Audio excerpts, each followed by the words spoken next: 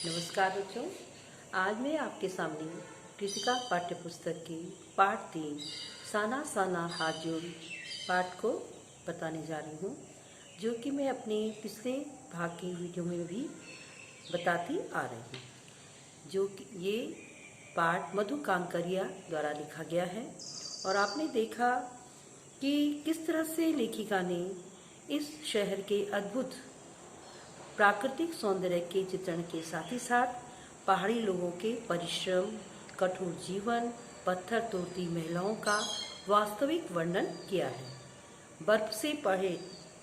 बर्फ से जो पटे हुए पहाड़ हैं, झरने और तिस्ता नदी लेखिका के मन को आध्यात्मिकता से जोड़ देती है। गैंगटॉक शहर का जो अद्भुत सौंदर्य है, लेखिका उसके सम्मोहन में आ जाती है।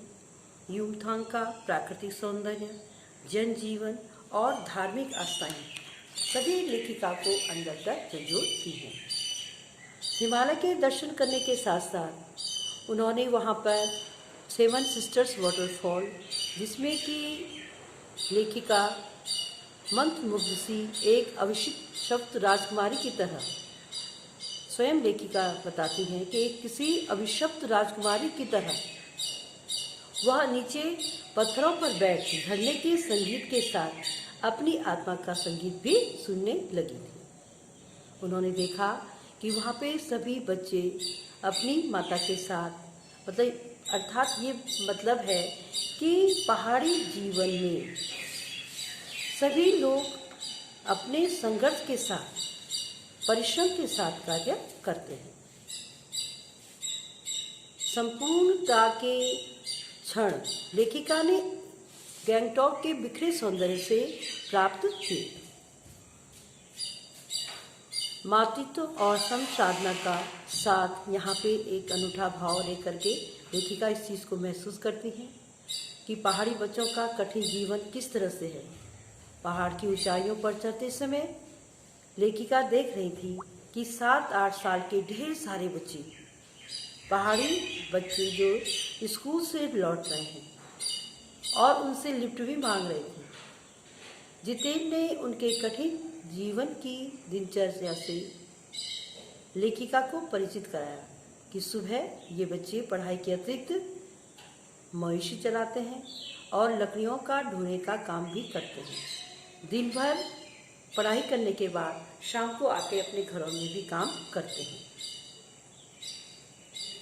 आगे लेखिका अब प्राकृतिक सौंदर्य को निहारते निहारते वह जब आगे बढ़ी तो 7 सिस्टर्स वाटरफॉल के आगे को देखने में इतना तल्लीन हो गई थी कि जितेंद्र ने उन्हें एहसास दिलाया इससे आगे भी और सुंदर नज़ारे मिलेंगे। लेखिका अनमनी सी उठी, मतलब उनका मन नहीं था कि उठ के वहाँ से जाएं। थोड़ी देर बाद ही फिर वही नज़ारे, आँखों और आत्मा को सुख देने वाले।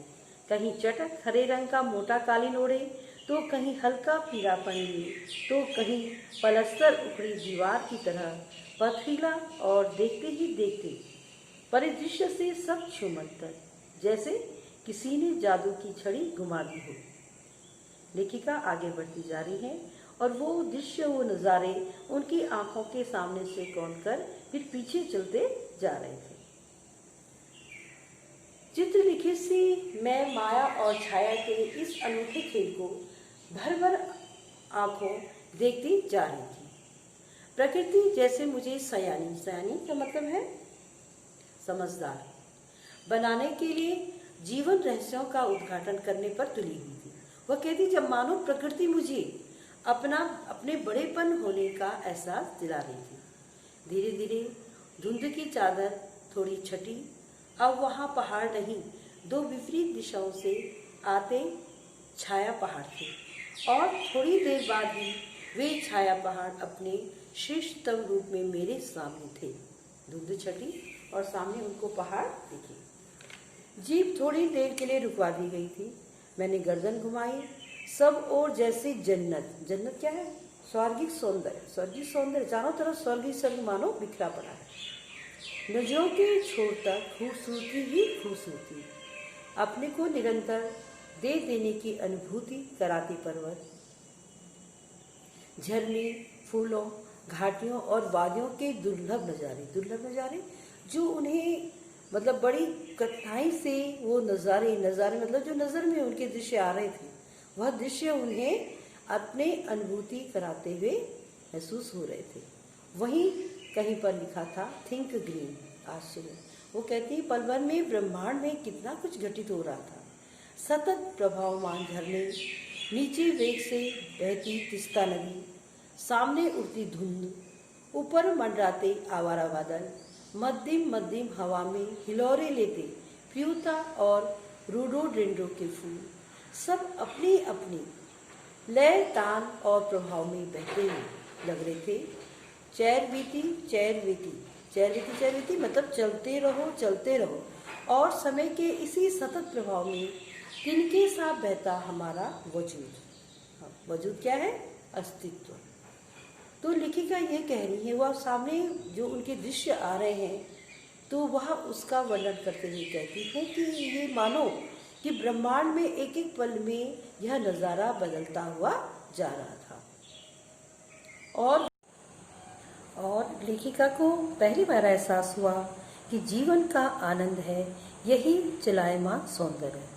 वह उन दृश्यों में इतना तल्लीन हो चुकी थी कि उस सौंदर्य के वह और कुछ समझ ही नहीं पा रही थी और सारे जीवन के आनंद को मानो अपने में ही आत्मसात कर रही थी।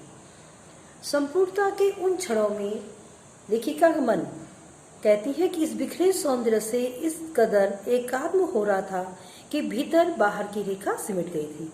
मतलब उनका मन और बाहर, अंदर और बाहर एक समान हो गया था। वह उसमें इतना लीन हो चुकी थी। आत्मा की सारी खिड़कियां खुलने लगी थी। मैं सचमुच ईश्वर के निकट थी। वह उन दृश्यों में इतना सिमट गई थी कि उन्हें लगता था कि वह ईश्वर के समीप ही मानो हो। और फिर सुबह की जो सीखी हुई प्रार्थना थी, साना साना हाथ जोड़ी कि वह उनको याद आई, उनके होठों पे वह छुई, तो वह फिर उस सपने से मानो जाग गई। लेखिका कहती है कि मंत्र मुग्ध सी मैं तंद्रिल अवस्था में ही थोड़ी दूर तक निकल आई थी। वह उसमें अंदर तक उसमें खोई हुई थी और वो कहती है कि इस अद्वितीय सौंदर्य से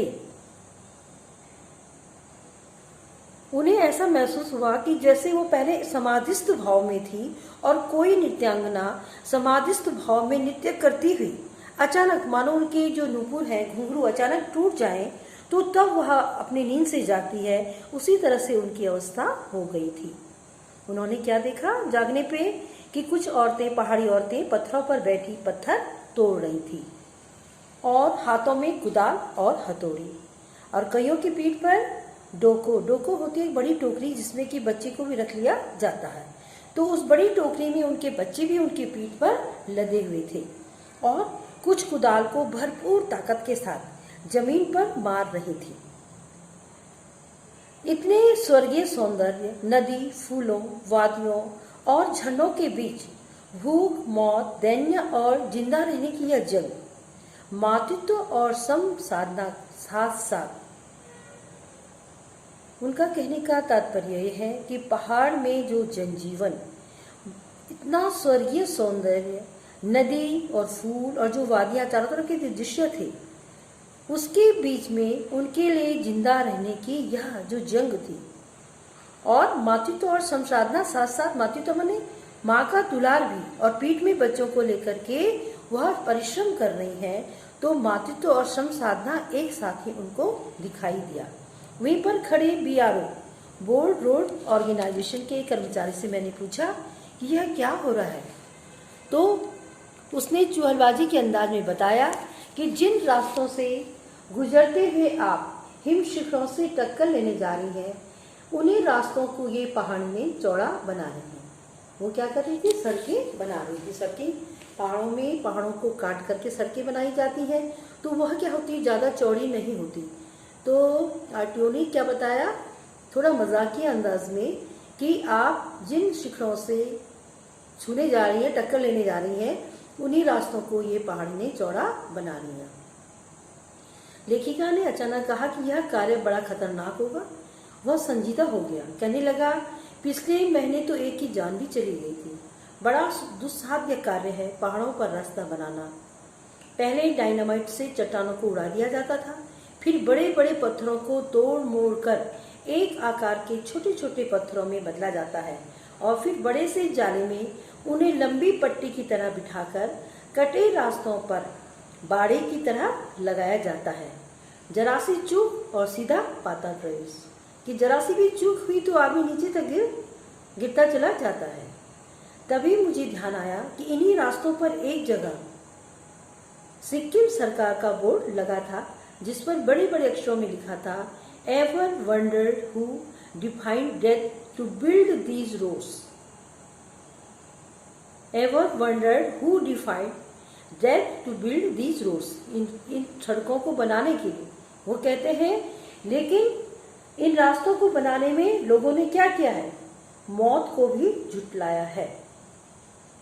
एकाएक मेरा मानसिक चैनल बदला, मतलब उनके मन में कोई दूसरे विचार आ गए, मन पीछे घूम गया। इसी प्रकार एक बार पलामू और गुमला के जंगलों में देखा था।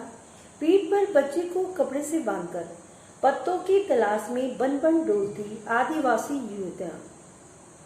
कौन थी आदिवासी युवतियां? उन आदिवासी युवतियों के फूले हुए पांव और इन पत्थर तोड़ती पहाड़ियों के हाथों में पड़े ठाठे। ठाठे क्या होता है? हाथों में पड़ने वाले जो गांठे या निशान होते हैं उनको ठाठे कहते हैं। तो जब वो निरंतर पत्थर तोड़ती रहती है तो उनके हाथों में छाले जैसे हो जाते हैं, एक मतलब गांठ या निशान जैसे बन जाती है। तो उन्हें लगा कि यह एक ही कहानी कह रहे थे। उनके क्या थे? फूलते पाँव, फूले हुए पाँव।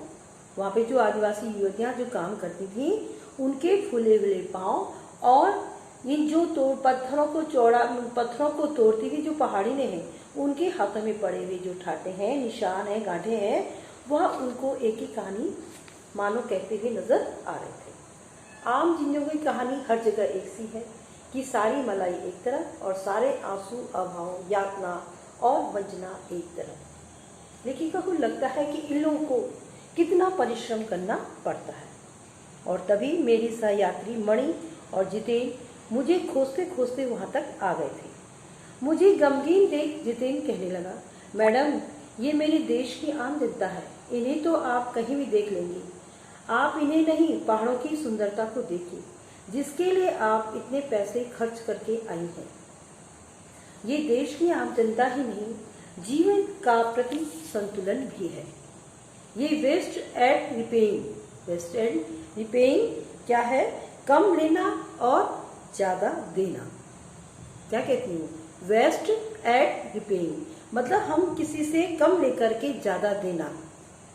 तो वह इनके बारे में यही कहती है कि ये लोग कितना कम लेकर ये समाज को कितना अधिक वापस लौटा देती है। अर्थात कि उनको क्या है, उनका परिश्रम बहुत ही थोड़ी मात्रा में मिलता है, लेकिन समाज को वह उसके बदले में कितना अधिक वापस देती है।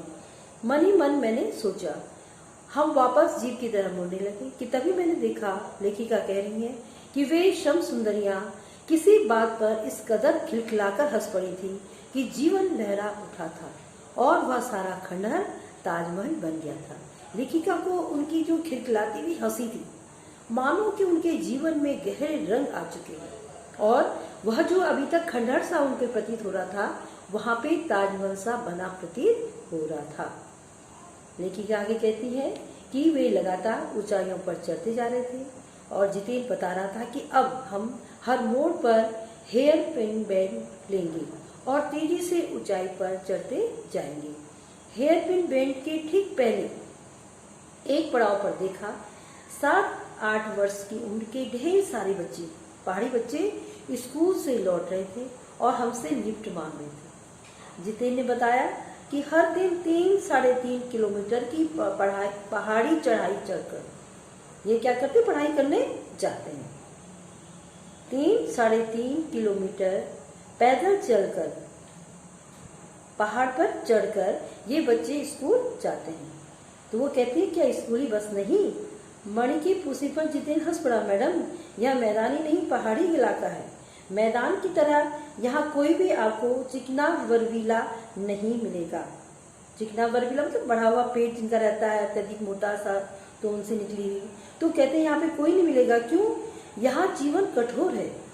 नीचे तराई में ले देकर एक ही स्कूल है। दूर दूर से बच्चे उसी स्कूल में जाते हैं और सिर्फ पढ़ते ही नहीं हैं, इनमें से अधिकांश बच्चे शाम के समय अपनी माओं के साथ मवेशियों को भी चराते हैं, पानी भरते हैं और जंगल से लकड़ियों के भारी भारी गट्ठर ढोते हैं। वो कहता है कि खुद मैंने भी ये पत्थर ढोए थे। बच्चों, आज मैं अपना पाठ यहीं पे समाप्त कर रही हूँ। अब आगे की जो व्याख्या है मैं अपने दूसरी वीडियो में बताऊंगी।